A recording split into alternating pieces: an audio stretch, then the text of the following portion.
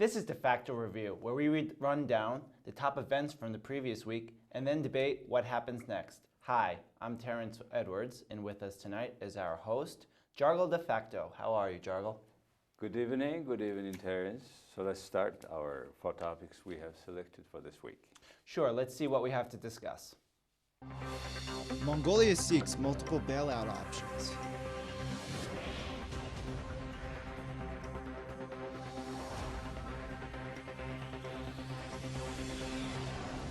Has government subsidized mortgage lending hit a dead end?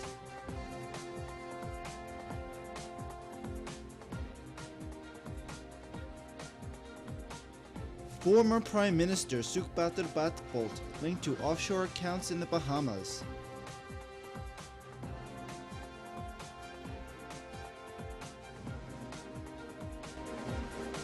Mongolians to hit the polls again in October for local elections.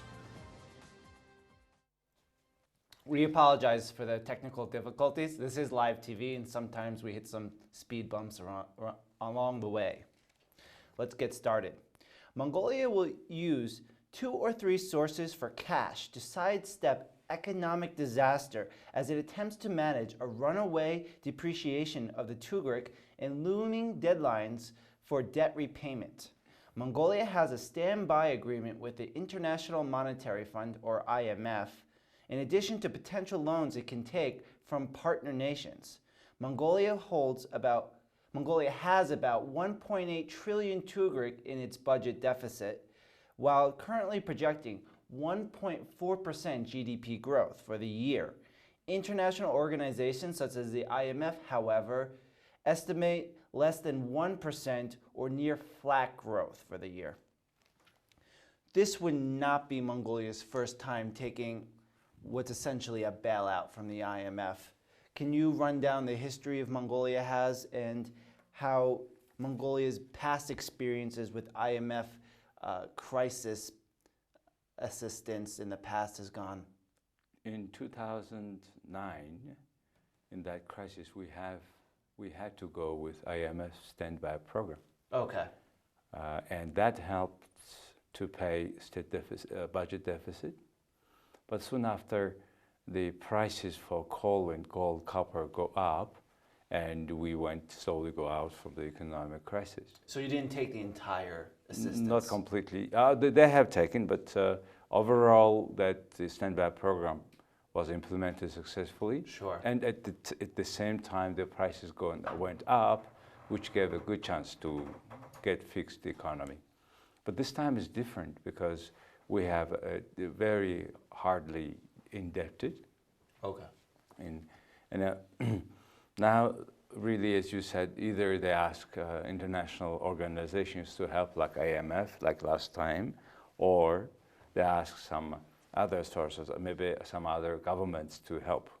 Yeah. But the issue is, in principle, it is the same approach to make more borrowing and to pay debt by debt. It is not the principal solution. So, and meanwhile, state keeps borrowing. I have found out that for last only 10 days, government went back to domestic borrowing, and they have managed it through the sales of 11 or so times since October 16th to 23rd September 16th to 23rd. They have succeeded to sell from 28 to 52 weeks term government bond to commercial banks. Okay. That's the Bank of Mongolia. These are treasury bills. Treasury bills, and sold total 440 billion tugriks at the rate of 16 to 17%, which is way high. Yeah. And basically they took away from commercial banks their deposits, the cash, 440 billion Mongolian tugrik bond. It's pretty high, but only a few points higher than the policy rate. Well, the policy rate also, there was another sale, this time bill of the Mongol bank bills. They sell a 1-week bill it means for a week, but the rate was ±1 to the policy rate, which is 15%. Yeah, which So- was just set some weeks ago. Yes, so altogether some 660 billion tugriks from Mongolian banks went to government and to the Bank of Mongolia, which decreases the possibility of borrowing money to businesses. If they will borrow now, or they will give a loan to businesses at the level of 20%, because now 17% you get the interest rate without any risk. So commercial banks, the government is now attracting more cash to itself to pay their bills, particular salary. And nothing to say about the interest rates. That is, you talked about just the 1.8 billion tugriks deficit in budget. So all this money goes like to the government again. Now, in these conditions, either they borrow from international organizations or borrow other countries. The issue is who is cheaper. Today, the Mongolian bonds, sovereign wealth funds, now sold at 10% about. So less than 10% we cannot attract foreign money, which would be very expensive, more than 10%. That's our sovereign bonds. Sovereign bonds price. So now I think until Mongolia finds a way of exporting some goods, of course, good mining products are okay, but resources are okay, but still some other products to be sold on export, which is possible only through free competition.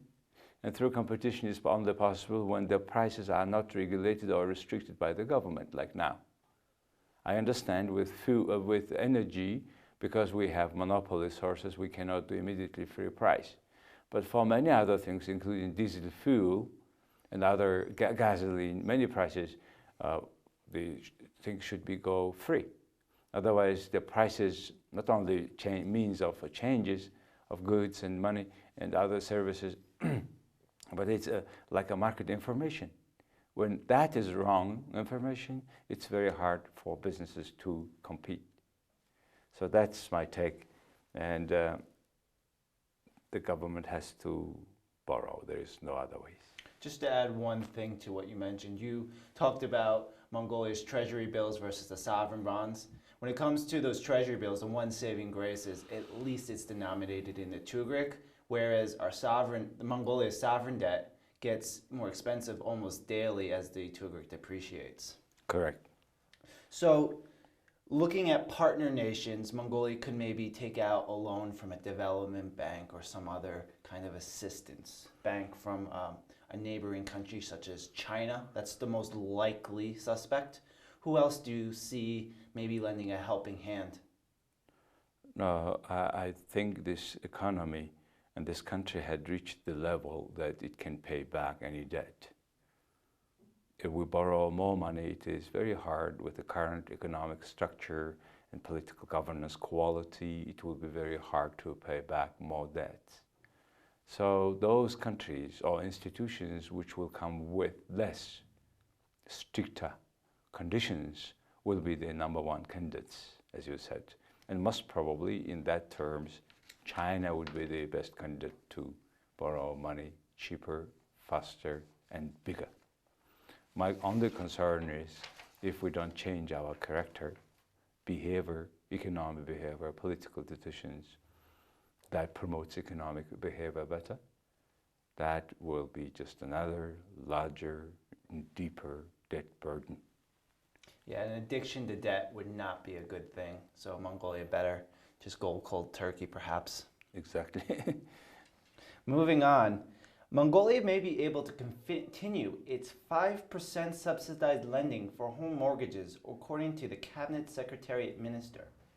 The injection in activity from banks lending at 8% and 5% helped keep the economy afloat in recent years, with 3.8 trillion tugrik in loans issued since the start of the program in 2013. The new government, under Mongolian People's Party Prime Minister Jargoltolga Erdembat, has suspended that 5% lending while attempting to deal with the economic challenges of today. So, Can you just explain to our audience how these 8% and 5% mortgaging works? Well, this is one of these utopic projects that Mongolian government was running from last time since 2012.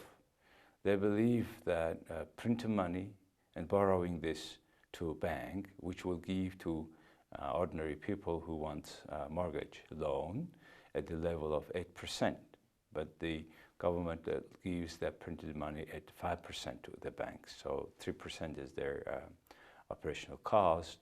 8% is way 2 times cheaper and lower than the commercial rate of a loan for Mongolian commercial banks. So the idea was to support people to buy houses, and to construction companies to build more houses, and the construction materials company to deliver more materials. So they have supplied money to 2 sides, supplier and demand side. But what happened was, as soon as they have announced that so-called mortgage 8% rate, the building housing prices went up twice. So the country had ended up paying the people who had 85,000 people who got houses, apartments. They got almost 2 times expensive houses, apartments with 2 times less than market rates. So from the end, if you see, is it better to have cheaper things twice more with rate, or twice expensive things twice more, twice less interest rates? That's the situation. And this program is not sustainable. And yet this government keep promising that they will do it, though actually nothing is happening. They are saying that because their political campaign promises was to continue that project. It was quite popular. Yeah, quite popular, and in a lot of cases people don't completely understand what is under the current situation of that loan, which is expensive houses. It is helping construction companies to sell houses which is way expensive than the market can afford. Today we have 33,000 apartments ready, waiting for customers, and we have yet 80,000 families looking for apartments. So that's how far this demand and supply missed in Mongolia. There's a tremendous mismatch. And it is very bad, but if there was not such a policy, which happened a lot, I think banks and brokers have some money. If it was not that program, I think housing prices, apartments went down already 2 or 3 times by now. And the normal market situation will correct. And we will be having by this time, of course, the owners maybe are changed, but sellers are changed maybe, but overall, these apartments could be already sold if it will go normally. But yet, this government wants to continue because their promises this program, which is bringing more and more foreign debts, foreign and domestic debts. The good example is just now I have mentioned about 600 billion tugriks were taken out from bank deposits to the government and Bank of Mongolia. Okay. And in your opinion, as far as putting families into homes, has the program been a success? Yeah, at first glance, it sounds very good. 85,000 people got 1, 2, 3, 4 bedroom apartments. It's okay. But the prices were, if it was a free price, it could be cheaper. That's what I'm telling you. And secondly, it is at the cost of whole nation. Everybody who has house or not have house, all pay for that state support, because the money you cannot. When you print a lot of money, then through inflation, through increase the price, everybody pays. So that's what's going on now. And what I'm saying is, if there were not such a prices, it was normal supply and demand curve and meeting point of prices, then this price could go way down. That's what I mean. And there are more people than 85. I think over 100,000 people could have apartments now. One of the key criteria to getting these loans is people had to be buying newly built or to soon be finished apartments. So I think that's what's really contributing to this supply glut, because people were only buying new apartments when there were plenty of apartments already on the market. But the government liked this because it kept economic activity chugging along. True. What's unfortunate is now we have families, specifically in UB, from these GARE redevelopment programs, and they've been waiting so long for their apartments to be built. They're essentially been living with family for months and months. Some people essentially homeless, living in some kind of subsidized apartments. Over 400 families are staying in that situation. Yeah. And recently, this new leadership of the city, with the Minister of Construction, they decided to rent apartments to these people. Yeah. And the program is also in other cities as well. And government buys houses, and then they rent to certain people who need, Yeah. which was long-awaited step. It could be done way before now. But good thing is they started. But the faith of many those families who left their khasha fence for hoping that they will have new apartments are now still staying homeless or with some relatives, and it's a cold winter comes. This is another big social issues. You are right. That's what the city is facing. Moving along to politics. Another leak naming the owners of offshore accounts has included former Prime Minister Sukhbater Batpol, linking him to an account in the Bahamas. About 1.3 million accounts were included in a leak first reported on by the German newspaper Süddeutsche Zeitung. This follows similar links in past years, and earlier this year that it linked offshore accounts to Mongolian politicians such as Sengajel Bayraktar, who is a former Minister of Finance and a former Minister of the Cabinet Secretariat. Batpol served as Prime Minister from 2010 to 2012.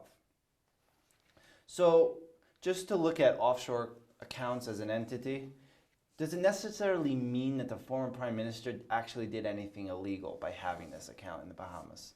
Well, there was a statement by his company he founded, Altay Holding. Okay. And the statement says that the Prime Minister, ex-Prime Minister Batpol, had these accounts before he became Prime Minister. He was a CEO of his own company, Altay Holding Group, which had some shares of Borough Gold, just that time gold, placer company. And this transaction was connected with that part of his past before he became high-ranking political officials. That was the explanation, and also in German newspaper it also says in that way. Actually the issue is not whether you can have or cannot have an account abroad, offshore, onshore, whatever. I mean, it is not the issue. You may have any account anywhere as you can. Doesn't matter, on the moon, on the whatever. It is a private issue. But however, for political officials, if they don't declare that account, in particular the transactions through that account in their annual income statement, that's criminal act. So they should be charged. I believe in this case it is not the one. But however, we do demand that income statement to be correct, because corruption is the issue of Mongolian government. We need not only income statement of a year of all politicians. We now need the expenses report too, because they spend way larger than their income can afford. So question is where the money comes from. So and this is the basis of corruption and major source of the corruption is the financing of political parties through donations. People buy public seats, high-ranking seats. So until we end that phenomena, we cannot finish corruption in this country. On another note, We have in Mongolia a law that punishes the person who gives bribe and the person who receives bribe. Both. But we not now need to just one of them to punish it. Though the person who receives as a public officer a bribe, that guy should be punished. Then we will disclose, I think, many bad cases that boosts corruption in the society. As I understand it, Parliament may be receiving a bill that would essentially ban public officials from holding offshore accounts. Is this appropriate, or is this going too far in your opinion? Well, one issue government can stop that or cannot. But the issue is we cannot check it until the sort of Panama Papers or Bahamian offshore accounts, etc. The sort of bigger paper leaks of information don't come, we cannot find it. The issue is only they should report correctly. If they have not correctly reported and we find out it will be criminally charged. That's the issue. And just by stopping or allowing or forbidding to do any action is not effective as we would believe. But however, it's at a moral harassment, moral kind of judgment, it would be more working than any other things. Otherwise, we will spend a hell of money for controlling all these rules and regulations, whether it is implemented or not. So the major issue is transparency in Mongolian governance, which is, by the way, main source of our economic misery, economic crisis. I think the whole point of transparency is just to put all the cards on the table. But when one MP or a public official decides that they're not going to disclose it, I think the automatic reaction from people that read about it is, what are you trying to hide? I think that's the question that's really upsetting people. That's the logic behind of reporting their annual income. So that's why we want them also report their annual expenses. Yeah. For our final story, we look at the local elections. Mongolia will hit the polls for the second time this year in October to choose their local officials. This year, 14,489 candidates will run for office as members of 9 parties, a single coalition, or as one of the 723 independents. There are 7,282 open seats to represent Mongolia's local districts. This year will also include another short campaign season that will run from October 1st to the 17th. So, compared to the national elections, what's at stake at this local election coming up? Actually, this is more important than the national More election. important. More important because these are people it's kind of expression of direct democracy. And people now, community level, they make now decisions who will represent them.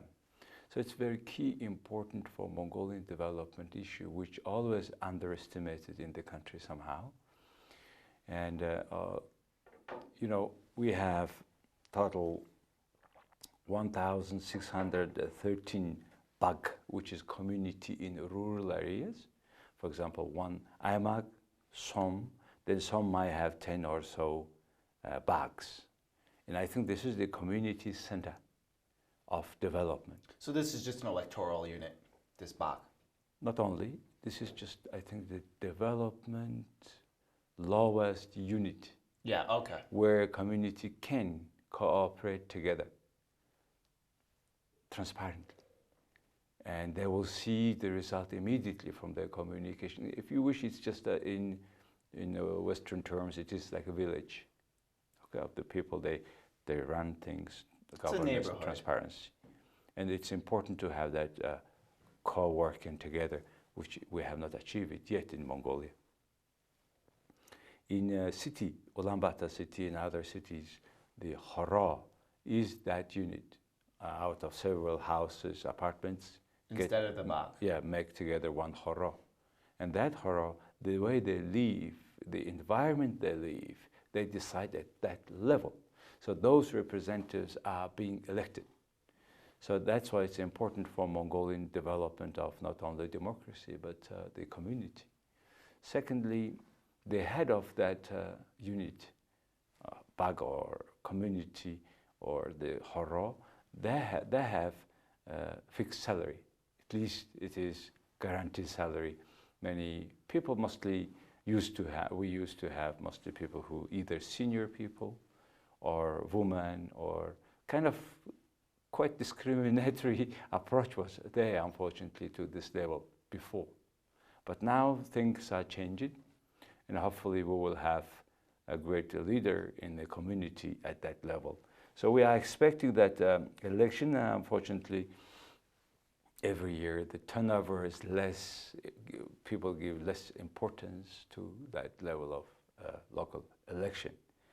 And another important matter here is, before these people were kind of representing political parties, which is changed under the initiative of the President Ilbek, that law, which if there is under 3,000 people living in that Somo, then the Bags and their representatives will not be representing political parties, which is a great thing, because at that level we don't need any political, military, whatever, so other higher ranking units or institutions that will dictate or push upon these people certain conditions. I think the core of democracy is this unit, community, and at the community level, their leader and their representative should be truly their people. Doesn't matter what political belief he has, it should be the key work is for them, the interests of his community. I'll let you have the final word right there because we're out of time. All right. We are going to, we're trying to present you independent on politicians and any political parties, government views on things happened last week in Mongolia, and hopefully we are outreaching you, and we also do it Facebook live streaming for people living abroad. And since it is so far live English comments on the events, so we hope we have more communication with you, and we will have more advice from you how to make it better. In a week from now, we will be 3 of us, and so that we have different perspectives on the issues and more open discussions. Please be a part of it. It will be tomorrow on jargaldefacto.com live, and link, so please comment on that. Thank you very much for spending an evening with us. Have a good evening. Good night, Ulaanbaatar. Thank you.